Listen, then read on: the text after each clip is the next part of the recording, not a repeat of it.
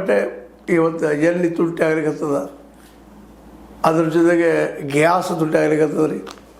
ಇದರಿಂದ ಇಡೀ ವಿಶ್ವ ಇವತ್ತೆಲ್ಲನೂ ಗೊಂಡದ. ಬರೀ ಭಾರತದಿಂದ ಅಲ್ಲ, ಇಡೀ ಜಗತ್ತು. ಅದಕ್ಕೆ ಇವತ್ತೆಲ್ಲ ವಿಶ್ವದವ್ರು ಏನು ವಿಚಾರ ಮಾಡ್ತಾ ಇದ್ದಾರಪ್ಪ ಅಂದರೆ ಇರಾನ್ ಜೊತೆಗೆ ಚೈನಾ ಜೊತೆಗೆ ದೋಸ್ತಿ ಮಾಡ್ಕೊಳ್ಳಿಕ್ಕೆ ಮುಂದಾಗಿದ್ದಾರೆ.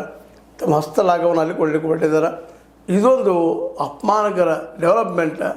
ಈವನ್ ಅಮೆರಿಕಾದಲ್ಲಿ ಸಹಿತ ಇವರು ವಿರೋಧಿಗಳಾದಂಥ ಡೆಮೋಕ್ರಾಟ್ಗಳು ಇದನ್ನು ವಿರೋಧ ಮಾಡ್ತಾ ಇದ್ದಾರೆ.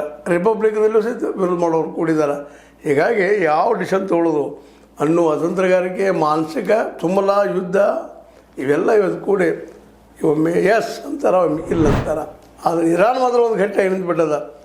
ಬೇಕಾದಾಗ ನಾವು ನಮ್ಮ ಟ್ರಂಪ್ ಅವ್ರನ್ನ ನಂಬುವುದಿಲ್ಲ, ಇವರು ನಂಬಿಕೆ ಅರ್ಹ ವ್ಯಕ್ತಿ ಅಲ್ಲ, ಇವರು ಮೋಸ ಮಾಡೋರು ಅನ್ನುವಂಥ ಒಂದು ನಿರ್ಧಾರಕ್ಕೆ ಬಂದಿದ್ದರಿಂದಾಗಿ ಸಹಜವಾಗಿ ಅಮೇರಿಕಾ ಇವತ್ತು ಪೂರ್ವ ಹೇಳಿದ್ರೆ ಪಶ್ಚಿಮ ಅಂತದ, ಇರಾನ ಪಶ್ಚಿಮ ಹೇಳಿದ್ರೆ ಪೂರ್ವ ಅಂತ ಹೇಳುವಂಥ ನಿರ್ಧಾರಕ್ಕೆ ಬಂದಂಥದ್ದು.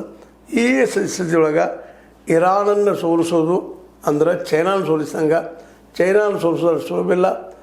ಅದೇ ಕಾಲಕ್ಕೆ ನಮ್ಮ ಈ ರಷ್ಯಾನ ಸೋಲಿಸೋದು ಸುಲಭದ ಮಾತಲ್ಲ. ಇವೆಲ್ಲ ನಗಟ್ಟಾಗ ಈ ಒಂದು ನಮ್ಮ ಹಡಗಿನ ಮೇಲೆ ಬಾಂಬ್ ಬಿದ್ದಿರೋದಾಗಿ, ಗುಂಡು ಹಾಕಿದ್ರಿಂದಾಗಿ ನಾವು ಪ್ರತಿಭಟನೆ ಮಾಡಿದ್ದೀವಿ.